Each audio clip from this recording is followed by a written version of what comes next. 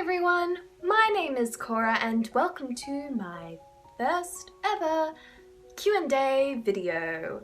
So I've got some questions to answer today relating to fashion or sustainability or sustainable fashion. You'll get to know me a little bit more and some of my opinions on things, so yay, that'll be fun. And the first question of today's video is from my friend Bree, who asked me, what materials do you find are sustainable and also long-lasting? So this is a bit of a tricky question for me because I'm not necessarily involved in fashion design or making clothes or anything. However, I do have a little bit to answer with. Like, the most sustainable fibers I think of when I think of, well, sustainable fibers are hemp and linen. None of those really translate to kawaii fashion. You don't really find any hemp or linen kawaii fashion pieces.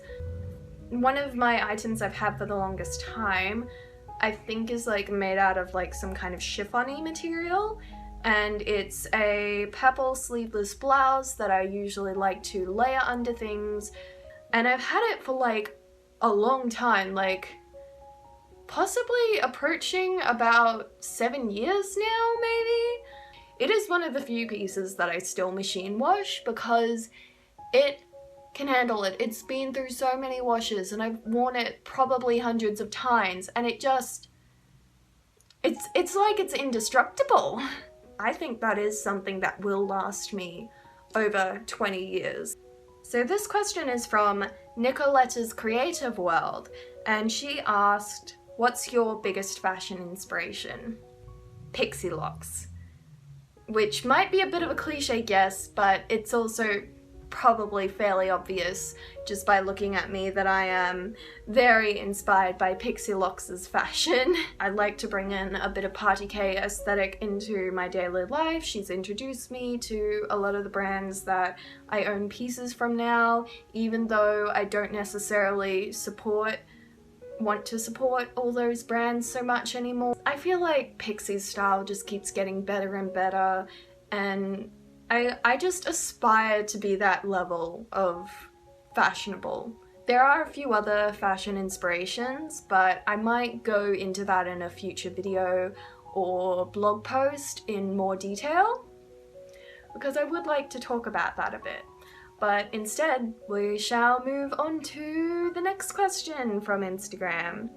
And this is from Area 18. And they asked, any tips for being confident while embracing your authentic individuality? If you're afraid to express yourself in public or do something in public that reflects who you are, then you need to challenge yourself to do it at least once. If just to see how much people don't care. I think that if you're able to face that fear in some way at least once, you'll get the ball rolling and suddenly you'll be more confident the next time you do it, and the next time and the next time. Unfortunately, if you do have like a bad experience the first time it happens, that can, you know, make you want to not do it again. I have had a few moments here and there, and they do suck. I had some person yell at me in public before for wearing decora.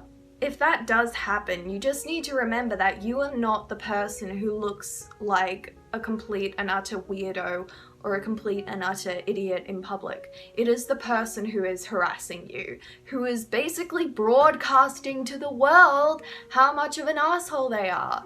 And if you are someone who, like, just the thought of going out at least once in the fashion that you want to wear out in public scares you, you can still take baby steps, okay? So if you're someone who wants to be able to wear a full Lolita coordinate out in public, you can start by just wearing a head bow, or start with like a novelty purse or something, or a pair of shoes, and then you can sort of build on that. Like maybe the next time you'll wear a blouse, and you'll keep going and going and going until you eventually build up to wearing a full coordinate out in public. If you had the excuse of, oh, I can't express myself in this way because of my size, my race, or gender, you need to go out there and find role models who are being unapologetically themselves, and you should follow them. And if you follow them and you're constantly seeing that, it'll make you feel validated and it'll make you feel more confident to go and do what you want to do. And this one is from Big Furby Energy on Instagram. And they asked, where do you shop for sustainable clothing? Do you recommend any shops for slow fashion clothing? So first off, right off the bat, you guys all know I'm going to say clean the label on Depop. Christina is the designer. She's based in Perth, and she creates these amazing pieces out of old clothing, fabric scraps from previous projects, unwanted bed sheets. Christina has like her own style of doing things, which is really amazing, and she honestly deserves way more recognition. So I'll be linking that in the description below. In the way of size inclusivity, I 100% recommend GRUMP Online. It is a Brisbane-based brand. I have met the designer and she is super sweet, and she does like these really colorful prints, mostly in dress form. The fabric is ethically printed in China, but all of the clothes are made here in Brisbane, though that may change soon. Another brand that I really like is Lucy and Yak, which is one of the more popular ones, and they're definitely gaining some notoriety within the Kawaii community because they have like such amazing dungarees, and they're selling these pastel rainbow dungarees that are basically one of the it items at the moment, I guess. They're made out of organic cotton. On their blog, you learn exactly how much the workers are being paid. If you go on Lucy and Yak's YouTube channel, you can actually see the workers themselves on camera, which is super cool. And finally, another brand that I would love to recommend is Strawberry Skies Designs by Sydney-based designer Manon. She creates like these gorgeous, elegant dresses and two-piece sets and even jumpsuits out of vintage kimono fabric. They're all made to order. The downside is that they are very expensive.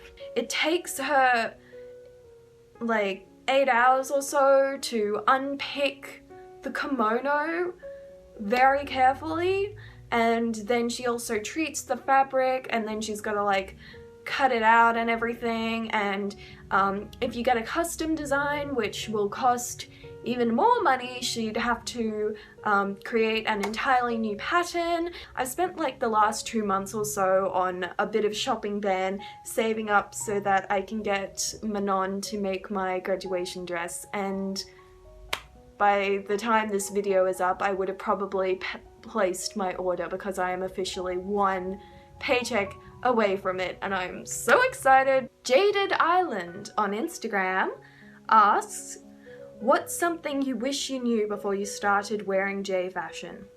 Taking your time. You really don't need to be in a hurry to build a wardrobe.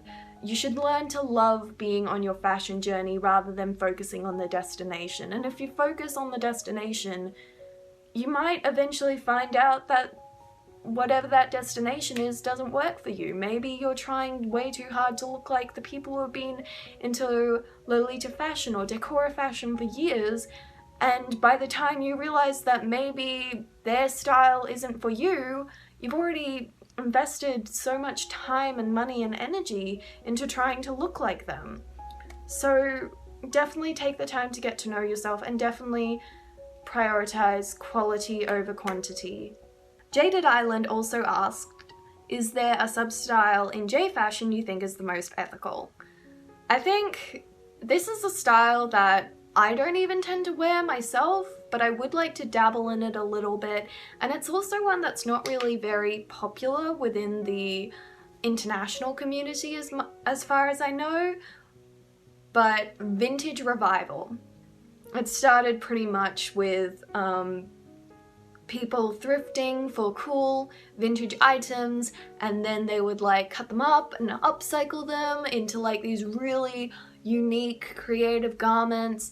I think there are also a few stores where you can buy the vintage remake style instead of remaking it yourself. I think it's really cool, and I think that it is very sustainable and ethical because you're using things that already exist. Fast fashion can't really appropriate it and repackage it. Like, they can try, but these items can be quite elaborate, and the whole point is that these items are also supposed to be one of a kind. I guess that's what I think. That's definitely one of the most ethical and sustainable styles out there, and also one of the most underappreciated and underrepresented in our community. So maybe we should all hop on that vintage revival train, huh? Lettuce Talk Greens asks, what is your dream job? There are kind of two that I want to have that could very easily coexist with each other.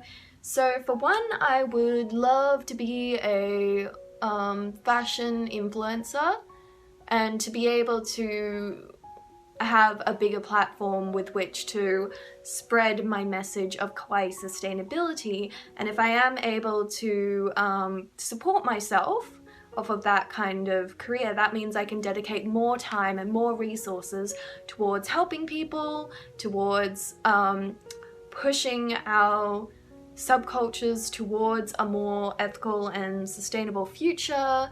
So I'm very interested in copywriting, and that's probably what I'm going to be doing as a career when I graduate. But what I would really love to do is I'd love to be able to focus within the alternative fashion and sustainable fashion niches. It doesn't seem like there's any profit to be had within those niches as far as I've seen, but that again could be a great way for me to help people if I can like offer my writing skills to people who are trying to create a better world through their businesses and stuff like that. But while I have been putting a lot of energy into specializing in those kinds of topics with my blogging and, you know, a few articles here and there, I also do have range to be able to write a bunch of other subjects. You could very easily teach me to write about any subject you want, but if I could choose, I would choose to be a copywriter within the alternative fashion, sustainable fashion niche. And that is the kind of job that I could do as well as being an influencer. Next question is also from Lettuce Talk Greens, who asked, what made you consider becoming more sustainable? Now, I don't exactly have an aha moment that I can remember. It was sort of just like a rabbit hole I fell down on YouTube. And it was around a time when I was feeling rather unhappy or dissatisfied with my life, and I was more open to changes that I wasn't so open to before. Forgive the sunbeam. And it turned out one of those ended up being sustainable fashion. The more I applied sustainability to my wardrobe, the more my style improved, and the happier I felt, and the more satisfied I felt with my fashion lifestyle. And I guess that made me think, maybe I can help other people out. Maybe I can sort of share this wisdom that I've gained with other people and help them become happier with their wardrobe and their style through sustainability. So that's what I ended up doing. I started a blog, I started a Facebook group, I started a YouTube channel, and here we are now. And this is from CT Grell on Instagram. They said that being in this fashion subculture requires creativity, so they want to know about any creative hobbies I have now or did have in the past. So I used to be into jewelry making in the past, and honestly, knowing a little bit of jewelry making is a very useful skill to have because When your jewelry breaks or something, it's usually like one of the easiest things in the world to fix. Like you just need a pair of pliers or something, and then you can fix like something in 10 seconds or so. I also used to be really into drawing as a kid, but then I kind of stopped in about grade 4 because I moved schools and I got discouraged because I wasn't the best at drawing in my class anymore, and I guess I've never really been able to pick it up since, at least not as like a habit. Right now I feel like most of my creative hobbies people are pretty aware of, which is like Instagramming, blogging, YouTubing, and kawaii fashion. Occasionally I'll do like a little bit of cosplay here and there, but that's like a fairly rare thing for me. Oh, and I also used to be like really into creative writing and fan fiction, and occasionally I'll get back into a fanficky mood and I'll like plan out a fan fiction but then never actually write or publish it. I hope you enjoyed this Q&A video. I hope you enjoyed getting to know me a little bit more. Let me know if there are any other things you'd like to ask me, and maybe I'll do a second Q&A video featuring your questions, or maybe I'll just answer your questions in the comments below. And I will see you in my next video.